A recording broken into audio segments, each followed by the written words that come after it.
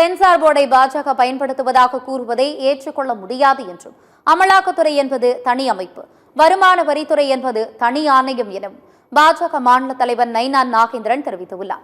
கோவையில் செய்தியாளர்களை சந்தித்த அவர், சென்சார் போர்டுக்கும் பாஜகவுக்கும் எந்தவித தொடர்பும் கிடையாது என்றும், திரைப்படங்களில் சிலவற்றை காட்டலாம், சிலவற்றை காட்டக்கூடாது என்பது உள்ளது.